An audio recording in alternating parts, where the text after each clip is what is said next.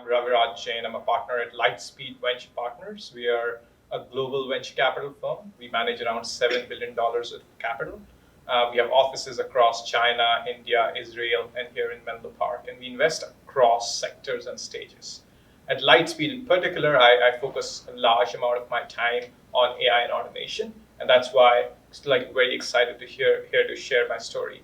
Just in terms of background, I grew up in India, studied applied physics in college, started and sold two companies in the past before I moved to the States around 8 years back for business school. After business school, I was at LinkedIn, largely on the product side. So initially on the consumer product, focused on activation, retention, and acquisition of customers, but then moved towards the enterprise side where I was managing a portfolio of products for LinkedIn. I worked for another startup as a product lead before joining Lightspeed. I've been around at Lightspeed for around 2.5 years. Made around 8 to 9 different investments at early to late stages. So let's talk about some of those investments. Could you share some of the investments in the AI and automation space? One of the areas that I've spent a lot of time at Lightspeed is self-driving cars. So that's something that I always felt very fascinated by. As a science fiction fan, I always thought about things that can become a reality in future, and self-driving seems like one technological breakthrough that will happen sooner than later in our lifetimes. That's what got me super excited about it. We recently announced our investment in this company called Aurora Innovation, which is very full stack software driver for self-driving cars. So that's one of the investments I was involved with. The other companies I've invested in, including AnyVision, which is one of the world's leading face recognition technology. So it's kind of like using computer vision for face recognition. The third investment, which is not yet announced, is on dexterous robotics. So basically figuring out robots that work in an unstructured environment. So that's the third one. And then are a few others, including FortressIQ, which is focused using computer vision to map business processes, and a few other investments in self-driving and related to AI areas. Yeah. So let's start with Aurora. Yeah. PC Magazine says that Aurora is the most important self-driving car company you've never heard of. So what makes Aurora so unique in the space? There are so many things. I think starts with the founding team. So Aurora was founded by Chris Urmson, Drew Bagnell, and Sterling Anderson. Chris Urmson was actually the founding member and CTO of Waymo, the Google self-driving program from the very beginning, from 2009 to 2016. So he's led various iterations of self-driving cars over the years. Before that, he was with DARPA and CMU, where he was involved with self-driving initiatives. So he's been in the industry for close to 15 years, which is almost as long as the industry existed, which is phenomenal. And he's led teams in that direction. Drew Bagnell, he was most recently, before Aurora, was leading a large part of Uber's advanced technology group, which is the self-driving car unit. He's also professor at CMU in the Robotics Institute. So he's done a lot of amazing work around the cutting edge algorithms in the space of self-driving car. And third is Sterling Anderson, who actually led the launch of Tesla's Autopilot and Model X. So, together these three people have experiences of working on the cutting edge algorithm required to self-driving cars, actually shipping autonomous software in case of Sterling Anderson, and leading teams across various iterations of self-driving cars. It's very hard to find a team like that. That's where it started. It's like they felt that there is an opportunity for them to build a company which will enable self-driving to the world. So instead of building a full car that they will provide as a service, they are building a software driver. So think of them as, it's kind of not the accurate analogy, but kind of like Intel Inside of self-driving cars, except it's not hardware, it's software. So any car, their vision that actually drives by itself can one day have the Aurora software in it. And most of the car companies do not have the expertise to actually build software. And that's where Chris and team are trying to supplement that. And there are a lot of other technical reasons why they have been able to accomplish a lot in such a short time. But largely, in a more simplistic way, it is driven by their experience and leadership in the space for many, many years. Right. So what is the core product that they're offering right now? So that's the interesting part, because in self-driving space, a large part of this is still research and development, so they don't have a product out yet. but the vision is to launch a software that any car manufacturer can actually deploy on their cars to turn them into self-driving cars. While announcing the investment in Aurora, you said that self-driving will be the most transformative technological shift of our lifetimes. What are some of the applications of self-driving cars that we may not have thought about yet? More than application, I'd love to talk a little bit more about what are the implications of that word, right? Like a lot of times we think, oh, well, self-driving car means I'll go buy a car at the dealership that'll drive me back home. Well, that can happen. There's a lot more that can happen. So there are a few things that might be not very intuitive here is, first of all, if you guys are aware, like only 4% of the time do our cars are actually on the streets. Like the 96% of the time they're in our garage. So it's kind of like very inefficient method of owning. Car ownership is pretty inefficient these days. So what will happen in the world of self-driving car is the whole the phenomena of people actually buying cars will go away. Like people will start using shared transportation a lot more. Just makes sense. If you think about your cost of Uber right now, 40 to 50% of that is actually the driver's cost. So if you take that away, suddenly transportation on demand becomes much, much cheaper. So that's first, like ownership will actually go away, vehicle ownership, and people will actually, maybe you'll go subscribe to a car, which will give you like access to unlimited rides within 50 miles, something like that, right? So I think that's the big shift that's going to happen. The other shift that will happen is potentially how the cities are designed. Because if you think about it, there is a pretty significant portion of our city that is basically parking lots. And if your car drives you and drops you somewhere, you don't necessarily need to have those parking lots. And that fundamentally changes a lot of things about the city, right? Makes up more spaces, there'll be more greenery, there is a lot more space for people to move around. So that's another thing that can happen.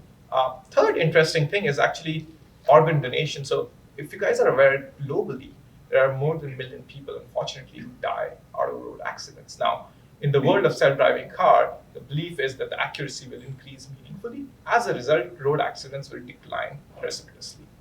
What does that mean? That's great, right? Because people are going to be it's just more safer means of transportation. But at the same time, the challenge is that a lot of actually organ donation happens because of accidents. So that will there will be a shortage of organs, which is you never think about things like those that happen. So those are some of the interesting things, and I can keep going on and on because I'm fascinated about this topic all the time. But those are a few things just to keep in mind. Yeah. How far do you think we are from that future? Either fully autonomous or semi-autonomous future? I mean, semi-autonomous is already kind of there, right? Like a lot of cars you buy can actually just follow a lane by itself. Many cars like Tesla can even change lanes. So semi-autonomous is already there. In a world of complete autonomy, I think that'll take much longer because the replacement cycles are longer. It takes especially on the trucking side, right? Trucks are replaced every 30 years. So when I talk self-driving cars, it's also not just cars, but trucks. So it's going to take 20, 30 years, but definitely in our lifetime. What will happen though as a first part is there will be self-driving fleets that will drive in a specific route, right? So think about, and one big implication of that is actually retirement communities. Think about places where a lot of people are not able to be productive because they can't drive cars out of old age. They will all be able to do that thanks to self-driving cars, even in remote areas, right? So things like those will actually come in first, and then sort of slowly and slowly we'll see self-driving cars that will be able to navigate anywhere in the world by themselves. But that whole replacement cycle will take 20, 30 years maybe. What are the other technical challenges that will extend, I guess, to 20, 30 years? I think a lot of that is actually, so first of all is technological barrier. The second is adoption barrier, right? So technological barrier is, honestly, it's just a very, very, very complicated problem, right? It's not a given though, by the way, that will be solved completely. It's just a hard challenge. Imagine the kind of scenarios we encounter when we're driving car, right? You will see the weirdest things, right? Think about basic things like there's a construction going on. How does the car navigate that? Or there is weird things like people running on the street. It's just such a complicated scenario, and you really need to be extremely, extremely accurate. And that's why the entire industry is moving slow to make sure, because safety is the highest priority. I think that's the big reason, because while almost the current technology can work 99% of the time, but in order for self-driving cars to be mass transportation, it has to work 99 followed by 9 nines. And that level of accuracy means that the car should be able to navigate every possible scenario, and that's hard. And there are three key elements of self-driving. One is perception. So the car should be able to perceive what's coming in. The second is planning, which is the car should be able to plan their response in runtime based on the perception. The third is actuation. It's actually the planning should be able to actually actuate the car to make that things. And the biggest challenges right now are in planning and perception still. And planning will tend to be the bottleneck overall, because just cars are not as smart to be able to understand every single scenario. So I think those are the reasons. That's why the best way to bring self-driving cars to market at scale is actually bounding the problem, limiting the different kind of things that can happen to a car by fixing a specific route, or like driving in a low traffic zone or in freeway. Yeah, cool.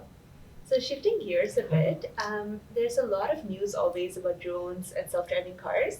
One technology that's not been talked about enough is robot dexterity. And I see that you've made a couple of investments in that. Could you talk about those? Yeah, so I can't speak exactly about the company, but I'll talk about the whole concept of robot dexterity. So robots been around in manufacturing facilities for like many, many years. If you go to Toyota, like there will be a lot of robots. Like Tesla Model 3, the factory is fairly roboticized. So what is it that people are talking about, right? It seems like the problem is solved, but not really, because the current robotics technology can only work in a very defined and structured environment. Robot knows what to pick from which coordinate and place it at a specific place, right? It cannot deal with any sort of variation or lack of structure. But that's what limits the whole adoption of this technology, because most of the scenarios we encounter are actually not that structured, right? Like you know that there's a laptop on the table, but it may not be exactly at that coordinate. It may not be a MacBook Pro. It can actually be a Surface, right? So there are so many different unstructured situations that robots are not really capable of doing right now. And that's the investment I've made, which is basically robots that can actually work in an unstructured, or I would say semi-structured environment. And that opens up a lot of opportunities, because think about warehouses, right? Like warehouses, like we are constructing warehouses at faster pace than ever before, driven by all the growth in e-commerce and like consumerism. But I think the limitation factor of these warehouses is that they're not able to hire enough people to actually pick, place, and package stuff. And that's becoming a bottleneck. It becomes worse when it's like the Thanksgiving season or the Christmas. And what a dexterous robot like this can do is actually automate the entire process of sort of like picking and placing a myriad set of objects in a very, very accurate way, at a pretty high speed. And I think that's a very, very hard problem, which requires like self-driving three components, which is like perception. So if you're picking a same thing from the same coordinates, you don't need to know if that thing is there, because you assume it's there all the time. But if you have to pick 100 different SKUs from a box, you really need to have that perception. So I think all the advancements actually tied together. The perception, advancement in perception and computer vision are actually something that these robots need. They also need to plan their path. So they need to plan a grasping strategy. For example, the way you pick up a bottle of water is very different the way you pick up a laptop, for example. So you really need to come up with a grasping strategy. And then once you pick up the object, depending on where you want to place it, sometimes you may want to place an object in a box on top of another object, right? So you really need to have a strategy to do it. You have to make those strategies on the runtime. So, all these advancements in machine learning and computer vision are enabling these robots to actually, or can enable these robots to work on these unstructured environments, which, by the way, is a massive, massive opportunity. And we'll never see it because this is always kind of like behind the curtain. Are there any cool applications you can think of that where this could be used? can be used with everything. Well, but don't hold your breath if you're hoping to find a robot that'll do all your jobs at home. That's not going to happen anytime soon. But I think just generally, I think there are I've heard about this like robot that flips burgers. That seems like a cool application. There's another robot who walks around the building just making sure it's secure and everything is kind of like the doors are closed at night and there's no one like peeping in. So I think things like that, like there are a lot of cool applications as long as, yeah, like it's just more about combination of perception, mobility, and dexterity. And this is going to be a huge win for companies, obviously, in like improving how they build and deliver products. Yeah, exactly. So Huge. one of your investments helps companies with that. FortressIQ helps companies identify areas where they can improve automation. Could you speak a little bit more about that and like what that means? Yeah. So that's another investment I'm super excited about. So what happens in every organization, there are various processes. You're all students from the analytics and sort of like on the data science side. You realize that most of the organizations don't necessarily work in a very efficient manner, right? Like there's always a process. So for example, if there's a department which does loan processing, you will basically like collect a lot of documents, send 20 mails to the person to send them documents. You open up those documents, check the FICO score, and then like put it in some table, and then someone else validates it, then someone else approves it, and then you send a mail to the person he's not happy with or she's not happy with the mortgage you're giving. There's like a whole process that comes in. A lot of times there are bottlenecks in the processes. A lot of times the processes are unnecessarily long. The funny thing is organizations don't really know what these processes are. So you can't fix what you don't know, right? So what FortressIQ does, it finds a very smart way. So they have an agent on the desktop and they actually monitors the process without actually interrupting your workflow and creates an entire process map for you.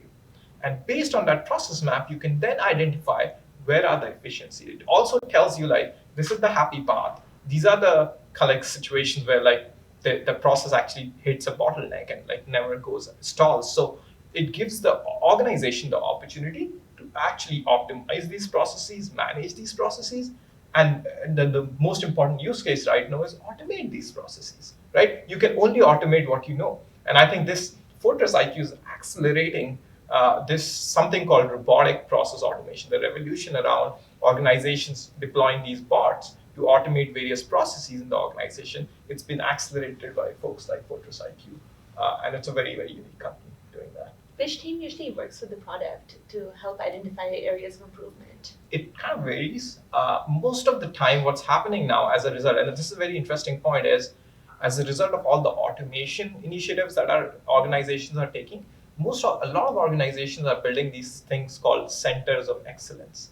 And what centers of excellence are, they are centers of excellence for automation. There are very senior people in the organization. They are hiring chief automation officers, never happened before. It's a new trend in the last 2 years. And these chief automation officers, they are tasked with a budget and the job to identify inefficiencies in the organization and actually automate them. And they are typically the buyers. In the absence of them, it's usually the business user who is tasked with the job to actually cut down cost or streamline processes. That's super interesting. Cool. So now to talk about AI startups. What are two interesting AI companies that you've come across that are solving large-scale like world problems? So I think there are a few, I would call Aurora in that bracket. It's definitely one of the companies which is solving large-scale world problems, from self-driving cars to self-driving robotics across the board. So I think that's definitely one. There's another company which I find very intriguing is Common Sense Robotics, which is basically building automated warehouses from ground up. And what their view is, you should have like lights off warehouses, and you will just walk into nobody will actually be working in the warehouse. So when you order your grocery, like everything is stacked in the warehouse, and based on the order, they just a packet comes out of it with like full of all the SKUs that you asked for. So that's pretty interesting as well. There are other technologies, including there's a company that we invested in that focuses on actually identifying old age homes and monitoring people. So they use radars to identify if someone is like suffering for some problem when there is no caretaker around, and actually notifies the caretaker. So that's another thing that they do, where they actually look at the posture of the person and how they're moving, and if they fall down using like computer vision to do that, which is very interesting. Cool. Another computer vision company that you have invested in is AnyVision, which has applications in retail analytics and other spaces. Could you talk a little bit more about AnyVision from a technology perspective, as well as like what are some of the business applications of it? The other thing, as I talked about computer vision, right? It's basically your ability, the computer's ability to understand a picture or video and make sense of it, right? And I think one big application of computer vision is face recognition, which is identifying the person who's in the picture or who's in front of the camera. It's a very hard problem because we all change, right? We wear different dresses, we grow beard, sometimes we don't have a beard. And I think it's just hard for computers to actually accurately do that. And that's what AnyVision does. AnyVision not only actually identifies faces very accurately, but they do so working on the edge. So they do it with a very limited footprint, like compute footprint, which enables their customers to actually do that kind of stuff on the fly, on the camera itself and the small chips, which is pretty fascinating. The applications of this could be huge, right? From security and surveillance, like to access, for example, imagine in the university, if you walk in and the door opens by itself because they know it's you, and then you walk in just because the fact that they are aware of that you are the one in the building, your Wi-Fi connects by itself, and like they know which classroom you're going, like things like that. You can just basically control everything based on identifying the person. So that's like another application. Third application is like security in apps. So banking applications, when you open your app, just to make sure that nobody else is using your phone, like they can use your face to identify and make sure that it's you who's doing it. And then like retail analytics, which is there's a lot of stuff that can happen, right? From people actually stealing from stores. If you've ever been to the Safeway close to the Caltrain, half of the shelves are locked right now. It's a huge problem, and you really can't identify and track it well.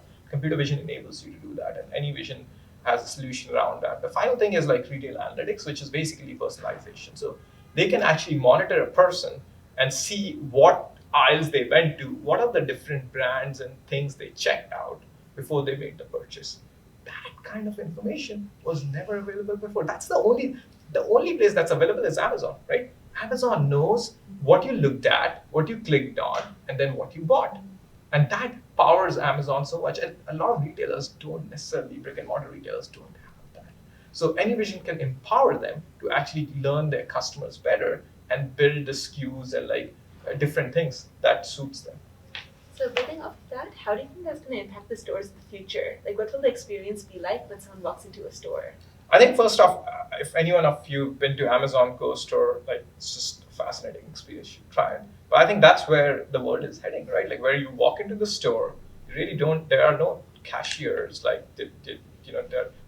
There's no one to create a bill for you. You walk into the store. The store tells you, they know what you are there to buy. They tell you like these are the aisles that you should go to, and they also recommend you in your app, which is like, hey, Raviraj, like you used to buy this kind of yogurt, but I know you don't like sugar in your yogurt, and this new one is actually better. You should try it out, and just kind of like direct me towards it. Kind of like create that kind of personalization, and it will tell me like, hey, well, you went to like these 3 different aisles and you ended up buying this, maybe because that was not in stock. So now that particular item is in stock. What do you want me to do? It's like there are things like that can actually fundamentally change things, and then based on people's buying behavior, you can start actually even changing the SKUs in the store, which could be pretty phenomenal. And then all these things actually add up, because in retail, the margins are so low that if you cut cost across the board and increase the AOV per person, that just can be a huge thing for retailers. It's amazing. So there's so many interesting things happening in AI and automation. What do you think are the skills and roles that students today should prepare for to participate in these trends? So I think it's a great time to be a student in the business analytics and data science side, because there's so much data that's being captured now, right? Like it's not like the data didn't exist. We just didn't know what to do with it, right? Till now. The machine learning and deep learning algorithms are pretty data hungry. They need to be trained on vast sums of data. But then they are able to create value, which is unlocked so far. So if you think about it, it's a great time, because First of all, organizations are becoming more serious of actually storing that data, processing that data, cleaning that data, and deriving insights for that. And most organizations do not have the infrastructure to do it. And that's why folks from the analytics and data science world would actually, there's need for people in those two arcs is massive, right? I think it's very important to note and understand that you really don't want to restrict yourself with that, right? I think technologies will change.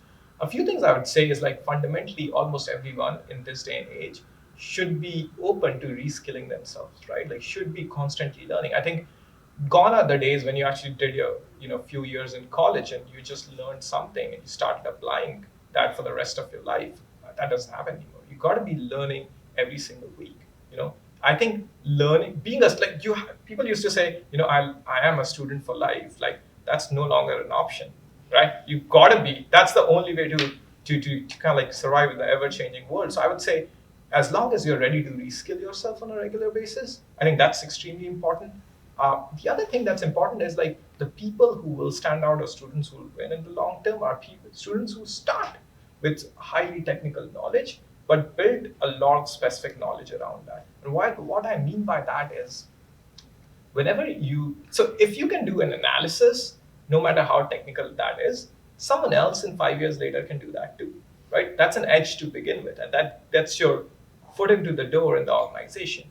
What you can build over time is actually a lot of different things around it. So building like the intuition around the business, understanding the implications of your analysis, right? Building relationships with people and understanding how they are using the analysis that you're doing in business, and ability to articulate your ideas and analysis in a very, very structured manner. I think these are very soft skills, but I think gone are the days when you can only be someone who looks as, I will just look at this data, I'll process it and give it to someone else. It's their problem, right? Think of it as that's a great way because not everyone can do it. It's a highly analytical job.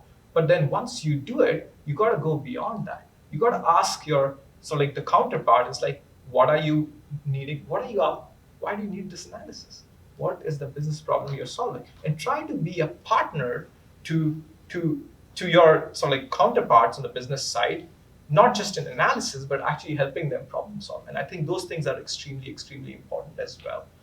So I think those are kind of like two very high level things. In terms of skills, I think, as I mentioned, I believe that there's a lot of advancement happening in machine learning, deep learning, especially in the computer vision and NLP and LU side. So I think trying to learn courses around TensorFlow and a bunch of other sort of like, deep learning frameworks and sort of like having experience with working on some of the open source tools around computer vision and NLU, like those things will actually bode you really well, because almost I don't really think that there will be AI companies. I think a lot of companies will use some form of machine learning, some less, some more. Like Sephora's and L'Oreal's of the world also use machine learning in so many places. They hire data scientists.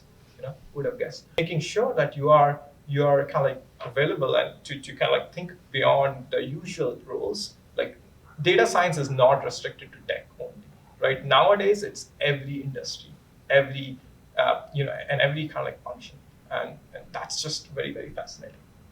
Now, shifting to the problem side, is there any technology or social problem that concerns you that you think students should work on? Interesting. Yeah, I think I do think that like there are a couple of things that, and it's not necessarily AI, but I think one thing I generally worry a lot about is generally increase in like awareness and increased issues with mental health. And I think there's a lot of focus that is in this country. We spend a lot of money, trillions of dollars in actually health, but the mental health portion of that is very, very small. So I feel like that's just one big problem, where it feels like a large number of people in the world are actually suffering from some sort of mental kind of like issues. And I think nobody really is, we don't have the ecosystem to support it. We don't have the tools to solve for it or identify it. I think that's huge. I actually think that anyone who solves that, will make a huge, huge impact in the world. Do you mean by solutions like Headspace and Calm, or something deeper than that? I think those are one way to try to solve it. That's not enough, right? Like it does, like just using meditation. Meditation is one tool to solve it, but it does not solve everything, right? Like first of all, you need to understand what the problem is for most people, and a lot of people are not even aware of those. So finding ways to be aware of those, like I think there could be an AI tool which just looks at your behavior with your phone to tell you that you have some issues. Because you look at the app again and again. If you send a message to a friend, I'm just like opening up like 100 times in the next 1 hour. Like these are all like signals. So you can start taking all this data to actually start telling people that like there is something that they should be worried about. So I think Calm and Headspace are great and they are phenomenal companies.